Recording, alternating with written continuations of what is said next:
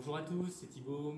Alors dans ce tuto, je vous propose de vous aider à concevoir votre propre entraînement. Pourquoi? Pour adapter la préparation physique à vos envies, à vos capacités, aussi pour vous aider à comprendre ce que vous faites quand vous suivez un cours, et puis enfin pour être capable de s'entraîner en autonomie, seul ou avec des amis, si vous en avez l'envie. Il y a 5 points importants à prendre en compte pour la conception de son entraînement. Pourquoi on s'entraîne? L'objectif, la planification des entraînements sur une semaine ou sur plusieurs mois, la structure d'un entraînement ou d'une séance, le choix des exercices qui composent les entraînements et la réalisation de ces exercices.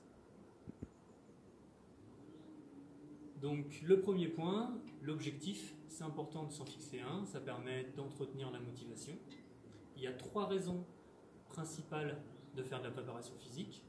La première, de base, c'est celle qui permet d'accompagner un projet sportif. La deuxième, qui est devenue à la mode ces dernières années, c'est celle qui permet d'accompagner un projet esthétique. Et la troisième, c'est celle qui permet d'entretenir une bonne forme physique. Alors les 2 premières, il s'agit vraiment d'accompagner un projet. Donc la préparation physique elle-même ne peut pas suffire. Si vous avez un projet sportif d'envergure, ça peut nécessiter des connaissances, un suivi et un entraînement spécifique. Pareil, si vous avez un projet esthétique, il faudra probablement accompagner la préparation physique d'un suivi nutritionnel. Et là encore, c'est pas magique. On a tous des morphologies et des métabolismes différents. Si vous êtes grand et fin, vous aurez du mal à avoir des muscles de quelqu'un de petit et trapu.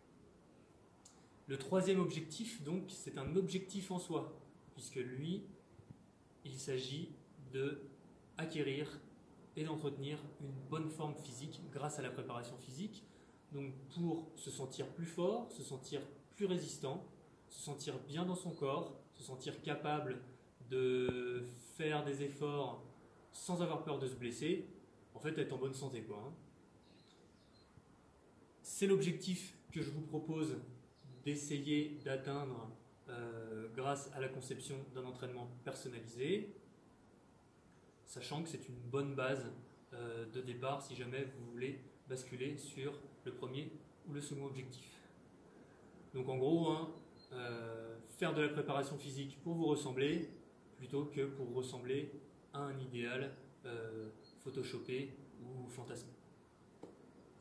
Le deuxième point important, c'est donc la planification des entraînements. La planification des entraînements, ce que je vous conseille, c'est, pour être régulier, de programmer plutôt des séances courtes et nombreuses sur une semaine, plutôt que des séances longues et peu nombreuses. Par exemple, il vaut mieux faire 3 séances de 30 minutes sur une semaine qu'une seule séance d'1 heure et demie. Comme ça, si vous loupez une séance, c'est pas dramatique, et puis ça vous permet de continuer d'entretenir la motivation. La deuxième chose qui est importante, c'est de espacer vos séances. Espacer vos séances pour laisser le temps au corps de récupérer. Donc 3 séances de 30 minutes sur une semaine, vous espacez d'un jour chaque séance et vous êtes tranquille. Et la dernière chose importante à prendre en compte pour ce point, c'est penser à varier, changer les exercices environ toutes les 5 semaines pour se laisser une chance de constater les progrès sans trop laisser le temps au corps de s'habituer aux exercices. Voilà pour ce second point. Le troisième point, c'est donc la structure d'un entraînement, d'une séance. Alors, structure d'un entraînement, d'une séance. La première chose à prendre en compte, c'est la progressivité des efforts. Pas commencer avec des efforts trop intenses, privilégier des efforts qui échauffent un peu le corps, mobilisent les articulations en douceur et font progressivement monter le rythme cardiaque. Donc moi je suis assez fan de la corde à sauter, je trouve que c'est assez complet à la fois pour le bas, le haut du corps et le cardio. Mais il y a plein d'autres chose que vous pouvez faire. Vous pourriez même envisager de faire des petits flots de yoga assez simples. La deuxième chose, c'est de faire des efforts à la fois statiques et dynamiques. Par exemple, si vous faites des fentes, on est donc dans un effort dynamique. À la fin de vos fentes, vous pouvez décider, si vous avez fait 15 fentes, de tenir au bas pendant 10 secondes par exemple. On cumule du dynamique et du statique. Vous pourriez aussi faire des fentes et de la chaise pour faire dynamique et statique. Le dernier point, c'est penser à la fois qu'un muscle fort, c'est un muscle élastique. Il faut donc le renforcer et l'étirer. Là, on a fait des exercices qui renforcent. Si on voulait, donc il renforce le quadriceps. Si on voulait étirer le quadriceps, on pourrait se mettre sur un pied, attraper son pied, sa cheville, et puis venir étirer. Donc il faut penser à chaque fois à avoir toujours l'étirement correspondant aux muscles qu'on renforce. Le quatrième point, c'est le choix des exercices. Alors pour choisir vos exercices, vous n'allez pas les inventer, vous allez probablement prendre des exercices que vous avez déjà faits dans des séances collectives ou en suivant des tutos. Ce qui est important, c'est de piocher parmi tous ces exercices pour respecter un principe d'équilibre. Par exemple, avoir toujours des exercices pour le bas du corps, pour le haut du corps, et puis pour ce qui permet de lier les deux, c'est-à-dire la ceinture pelvienne, la ceinture abdominale.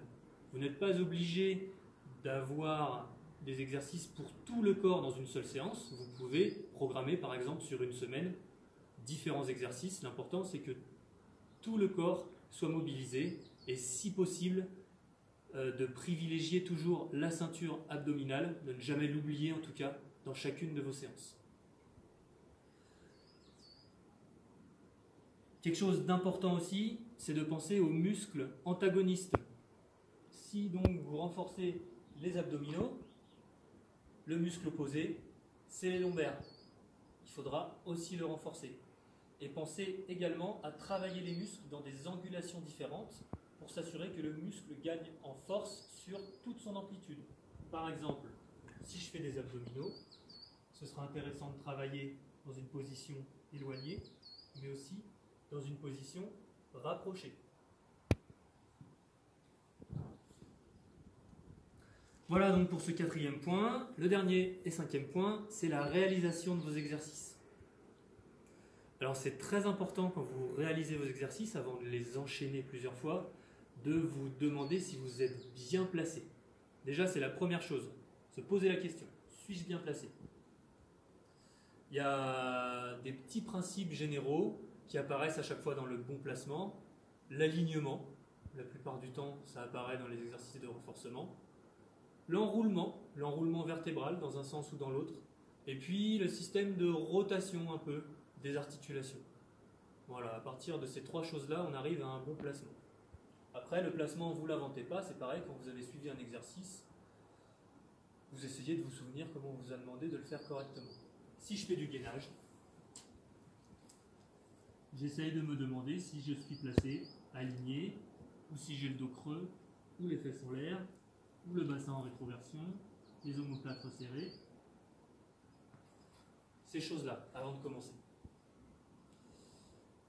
La deuxième chose importante pour ce point, c'est de programmer vos répétitions ou votre temps de travail. Donc pour faire ça, il faut apprendre à se connaître. Pour apprendre à se connaître, je vous suggère de vous tester sur un nombre ou un temps maximal que vous pouvez tenir durant un exercice.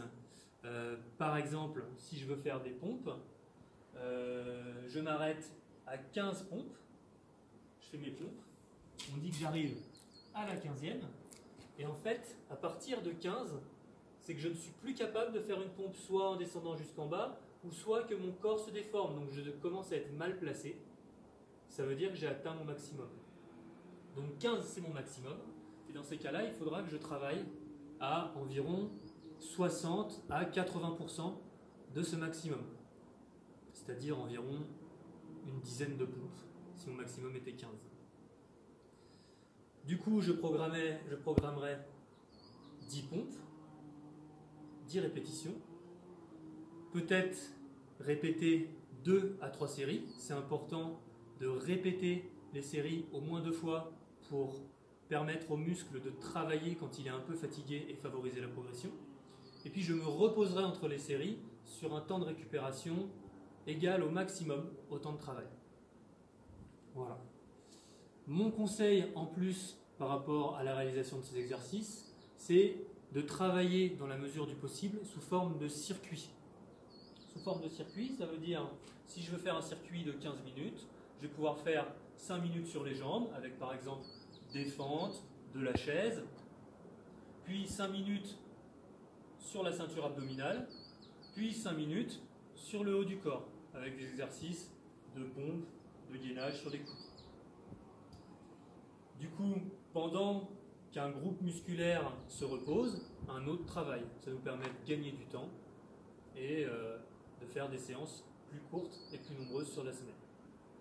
Autre chose aussi, à l'intérieur même de vos séries, vous pouvez varier les fibres musculaires qui travaillent. Si j'étais en train de travailler sur du gainage en frontal, je fais mes 30 secondes de gainage, puis j'enchaîne directement avec 30 secondes sur le côté. Comme ça, la partie centrale des abdominaux se repose et je peux recommencer encore sur du frontal, puis sur le côté, et ainsi de suite. Voilà, on a fini. J'espère que ça vous aidera à concevoir un entraînement plus personnalisé dans le but d'avoir davantage de plaisir quand vous faites votre préparation physique. Merci d'avoir suivi et à la prochaine.